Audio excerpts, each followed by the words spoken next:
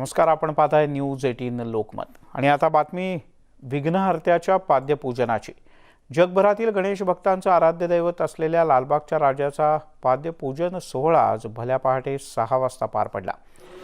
कोरोनाच्या संसर्ग निर्बंधांमुळे अत्यंत साधेपणाने आणि सुरक्षितपणाची सर्व काळजी घेत हा कार्यक्रम पार पडला। लालबागच्या राजाच्या दर्शनाला होणारी गर्दी पाहता लालबागचा राजा सार्वजनिक गणेशोत्सव मंडळानं जाहीररित्या हा सोहळा केला नाही, तसंच अन्यही गणेश भक्तांची होणारी गर्दी लालबागचा राजा गणेशोत्सव मंडळानं टाळली आहे। दरवर्षी लालबागच्या राजाच्या पाऊल पूजनाच्या कार्यक्रमाला गणेश भक्तांची मोठी गर्दी होत असते। यंदा मात्र कोरोनाचा संसर्ग त्याचा प्रभाव जरी कमी होत असला तरी शासनाचे जे नियम आहेत त्या नियमांच्या अधीन राहून त्या नियमांचं पालन करत मंडळानं गर्दी टाळत योग्य ती खबरदारी घेतली आणि लालबागच्या राजाच्या या पाद्यपूजन सोहळ्याची ही खास दृश्य आम्ही तुम्हाला दाखवतो।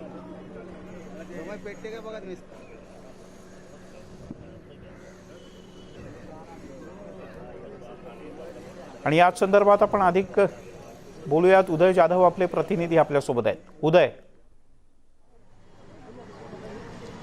मिलिंदजी, मी आता लालबागचा राजा मार्केटमध्येच आहे, जिथे लालबागच्या राजाची स्थापना होते तिथे आता मंडप पूजन सुरू झालेलं आहे। जबाबदारीचं सामाजिक भान ठेवत लालबागचा राजा सार्वजनिक गणेशोत्सव मंडळाने यंदा एक साधेपणाने पाऊल पूजन लालबागच्या राजाचं केलेलं आहे।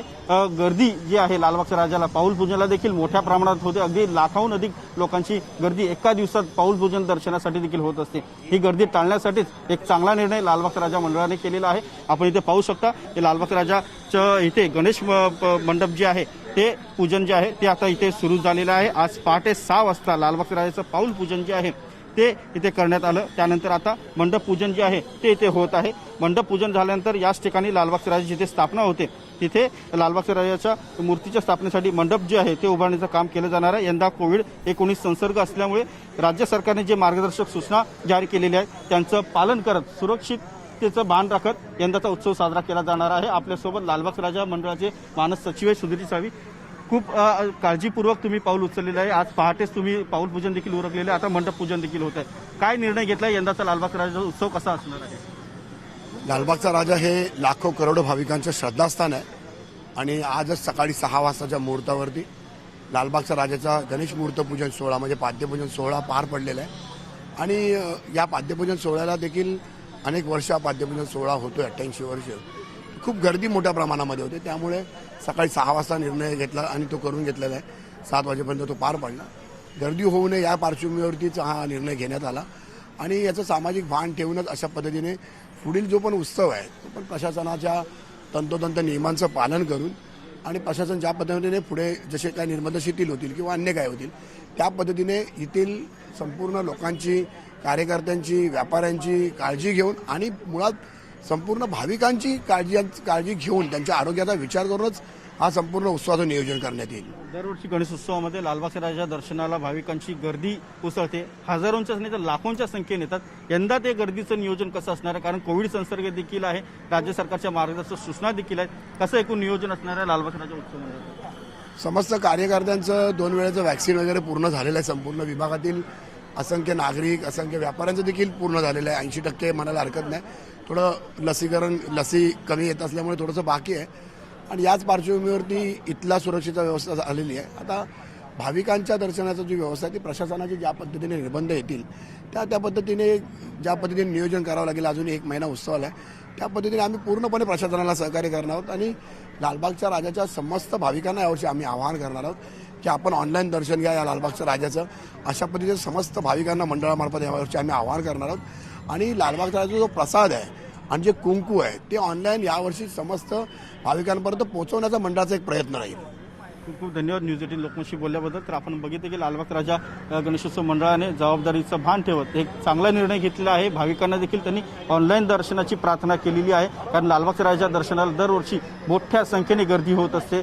कोविड संसर्गाचा प्रादुर्भाव लक्षात घेता यंदा गणेश भक्तांनी थेट दर्शनासाठी येऊ नये, ते ऑनलाईन दर्शन घ्यावं आणि ऑनलाईन प्रसादाची व्यवस्था देखील गणेशोत्सव मंडळाने केलेली आहे. आपण इथे थेट लाईव्ह दृश्य पाहू शकतो. आता इथे त्यांच्या लालबागचा राजा गणेशोत्सव मंडळाच्या ठिकाणी पारंपरिक जे मंडप पूजन जे आहे ते सुरू आहे. आज पहाटेच पाऊल पूजन लालबागच्या राजाचं इथे करण्यात आलं. त्यानंतर आता मंडप पूजन जे आहे लालबागचा राजा गणेशोत्सव मंडळाच्या इथे सुरू आहे आणि हे मंडप पूजन झाल्यानंतर आता इथे मंडपाची उभारणी केली जाणार आहे आणि त्याचबरोबर गणेश मूर्तीची देखील साकार जे आहे काम ते इथे सुरू केलं जाणार आहे. आपण पाहत असाल समोर एक पार रोवून जे आहे मंडप उभारण्यासाठी काम जे आहे आता सुरू झालेलं आहे. अधिकृत एक विधिवत पूजा जी आहे ती इथे करण्यात येते. त्यानंतर मंडप उभारणी सुरू होते. आज सकाळीच पाऊल पूजन झालेलं आहे. मूर्ती उभारण्याचं काम जे आहे ते देखील सुरू झालेलं आहे आणि एकूणच खऱ्या अर्थाने आता मुंबईतल्या गणेशोत्सवाला सुरुवात झालेली आहे. मात्र यंदाचा कोविड-19 संसर्गाची जी तिसरी लाट आहे त्याचा संपूर्ण धोका लक्षात घेता अगदी सुरक्षितपणे आरोग्याची काळजी घेत हा उत्सव साजरा करण्याचा अनेक गणेशोत्सव मंडळांनी आयोजलेला आहे. तसंच लालबाग राजा गणेशोत्सव मंडळाने देखील तसंच नियोजन केलेलं आहे. मिलिंदजी, बर, यावेळेला बाकीचे उपक्रम काय असणार आहेत उदय? कारण म्हणजे लोकांना प्रत्यक्ष मंडपात येऊन दर्शन घेणं किंवा बाकीचे उपक्रम जे राबवले जातात या सगळ्या दिवसांमध्ये, तर ते तसेच्या तसे होणार आहेत का आणि शासनाचे त्या संदर्भात काही विशिष्ट निर्देश आले आहेत का? मिलिंदजी, राज्याच्या गृह मंत्रालयाने मार्गदर्शक सूचना जी आहेत गणेशोत्सवासंदर्भात ती जाहीर केलेली आहे. त्यामध्ये असं स्पष्टपणे म्हटलेलं आहे की गर्दी होऊ देऊ नये. जे काही भाविक दर्शनासाठी येतील त्यांचं स्क्रीनिंग करणं अत्यंत महत्त्वाचं आहे. त्यांचं टेस्टिंग करणं देखील अत्यंत महत्त्वाचं आहे. त्यांचं टेम्परेचर घेणं अतिशय महत्त्वाचं आहे. त्यामुळे तशा उपाययोजना ज्या सुविधा ज्या आहेत प्रत्येक मंडपामध्ये असणं अत्यंत आवश्यक असणार आहे.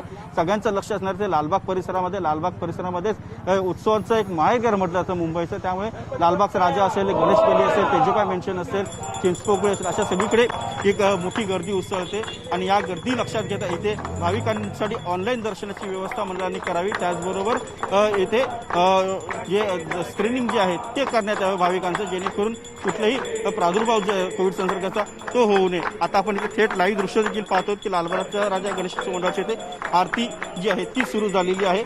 आजपासून खऱ्या अर्थाने लालबागच्या राजाचा उत्सव जो आहे तो सुरू झाला असं म्हणता येईल आपल्याला.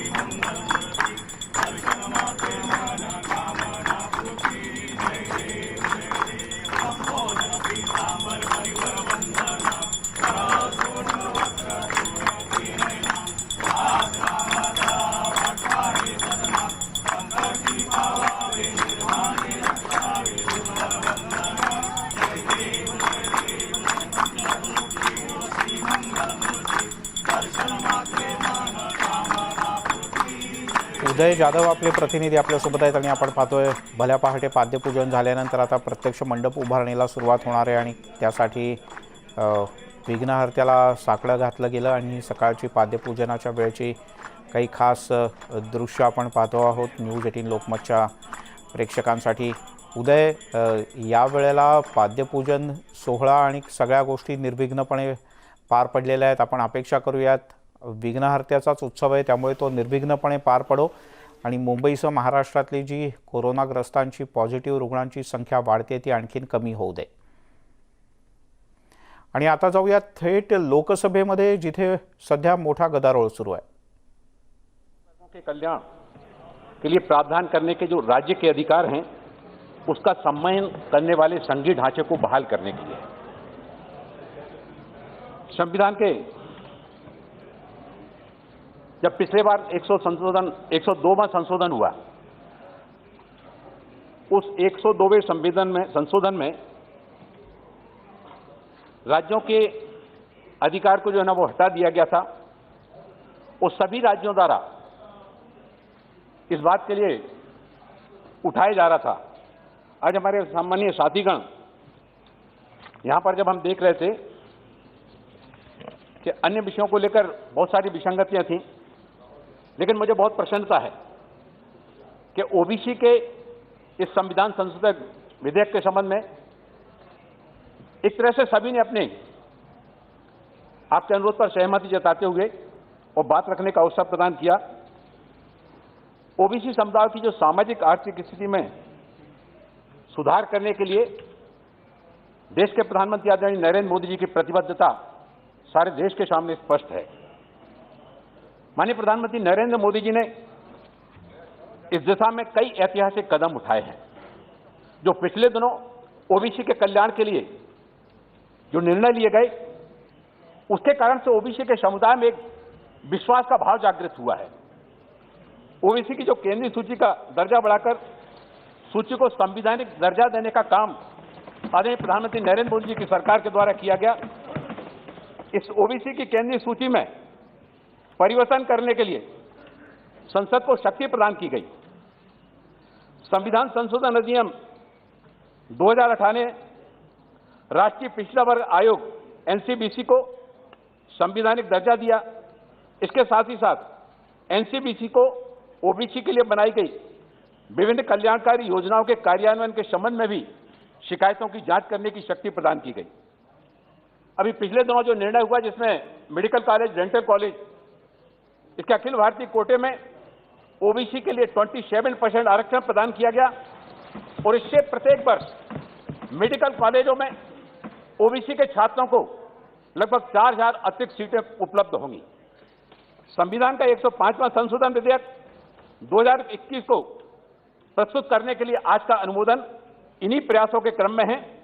यह संशोधन ओबीसी की अपनी राज्य सूची को बनाए रखने के लिए राज्य सरकारों को शक्ति बहाल करने के लिए संशोधन आवश्यक है, जिसे संविधान 102वां संशोधन अधिनियम की व्याख्या करते समय सर्वोच्च न्यायालय के द्वारा हटा दिया गया था। यह संविधान कई महत्वपूर्ण कारणों से महत्वपूर्ण है।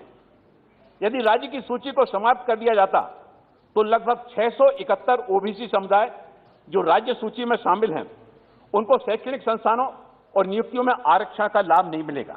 इससे कुल ओबीसी समुदायों के लगभग 5वें हिस्से यानी कि 1/5 भाग पर प्रतिकूल प्रभाव पड़ता। सामाजिक और शैक्षणिक दृष्टि से पिछड़े वर्गों के कल्याण के प्रावधान करने के लिए राज्य के अधिकार का सम्मान करने वाले संघीय ढांचे को बहाल किया जा सकेगा। संविधान 102 संशोधन अधिनियम पारित करते समय सरकार ने सदन के पटल पर स्पष्ट किया था कि यह संशोधन राज्य सूचियों को बनाए रखने की राज्य की शक्तियों को समाप्त नहीं करेगा। यह संशोधन सुनिश्चित करेगा कि इस विधायी मंशा की व्याख्या करने में कोई अस्पष्टता नहीं है। यह संशोधन राज्यों को उनकी सामाजिक आर्थिक आवश्यकताओं को राज्य अथवा क्षेत्र के संबंध में विशेष रूप से है उसके पर कार्रवाई करने का अवसर प्रदान करेगा। संविधान 105वां संशोधन विधेयक अनुच्छेद 342A खंड 1 और 2 को संशोधित करेगा और राज्यों को अपनी राज्य सूची बनाए रखने के लिए विशेष रूप से अधिकृत करने वाला एक नया खंड 342A3 प्रस्तुत करेगा। इसके अतिरिक्त अनुच्छेद 366, 26C और 338B(9) में एक परिणामी संशोधन होगा। संशोधन में जो निम्नलिखित संशोधन प्रस्ताव है संविधान में, इसमें अनुच्छेद 342A के खंड 1 में केंद्रीय सूची शब्द को यह स्पष्ट करने के लिए जोड़ा जाएगा कि प्रावधान केवल ओबीसी की केंद्रीय सूची के लिए ही है। अनुच्छेद 342A के खंड 2 में एक स्पष्टीकरण पैरा जोड़ा जाएगा जिसमें यह उल्लेख होगा कि केंद्रीय सूची का अर्थ केंद्र सरकार के द्वारा और उसके लिए तैयार और बनाए गए सामाजिक शैक्षणिक रूप से पिछड़े वर्गों की सूची है। इससे अस्पष्टता से बचा जा सकेगा।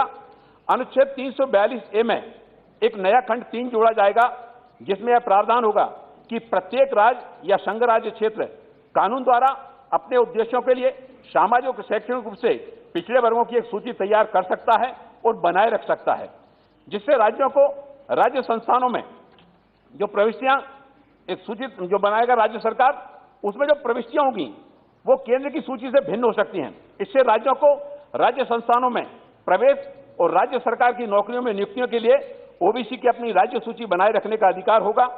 अनुच्छेद 366, 26C में संशोधन करके कहा जाएगा कि ओबीसी की केंद्रीय और राज्य सूचियां केंद्र सरकार अथवा राज्य संघ क्षेत्र जैसा भी हो मामला के उद्देश्यों के लिए है।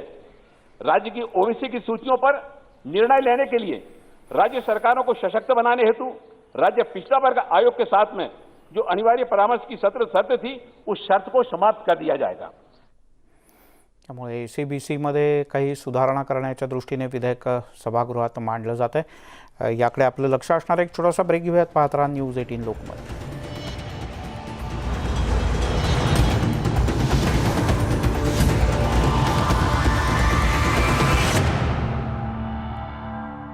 आता न्यूज 18 लोकमत। शिवसेनेच्या वतीनं लोकसभेत मराठा आरक्षणाच्या संदर्भात जे दुरुस्ती विधेयक सुचवलं जातं यामध्ये राज्य सरकारला आरक्षणाची मर्यादा ठरवण्याचे अधिकार मिळावेत अशा प्रकारची दुरुस्ती सुचवण्यात येणार आहे।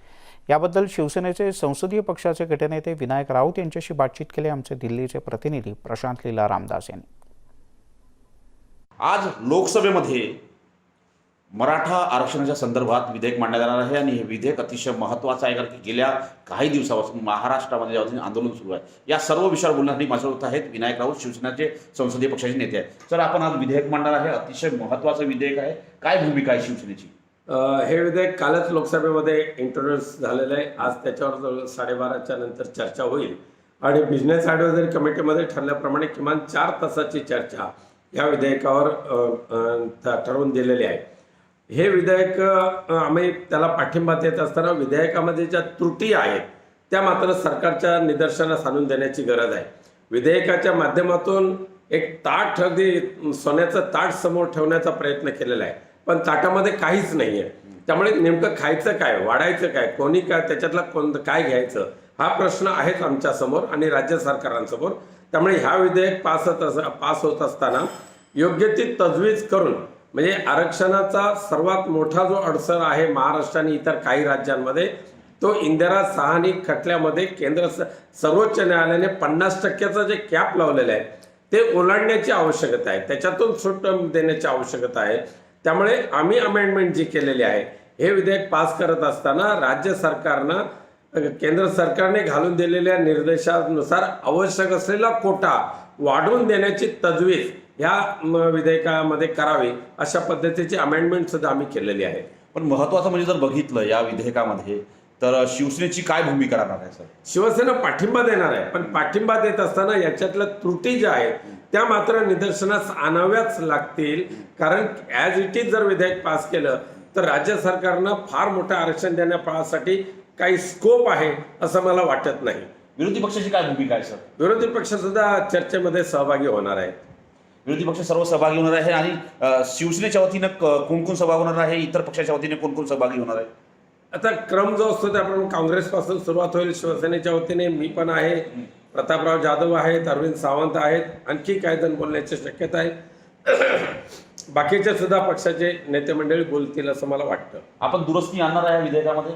आम्ही अमेंडमेंट सुचवलेली आहे, दुरुस्ती सुचवलेली आहे। काय दुरुस्ती आहे सर? दुरुस्ती हीच आहे की हे 50% जी मर्यादा आहे ती राज्यांना आवश्यकतेनुसार त्यांची मर्यादा वाढवण्याची मुभा द्यावी अशा पद्धतीची आम्ही सूचना दुरुस्ती सुचवलेली आहे। धन्यवाद। हे होते विनायक राऊत यांनी अतिशय स्पष्ट म्हटलं आहे की आम्ही लोकसभेमध्ये दुरुस्ती सुचवली आहे विधेयकामध्ये आणि जी कॅप आहे 50%ची ती कॅप उठवण्यात यावी आणि त्याचा अधिकार राज्य सरकारला द्यावा।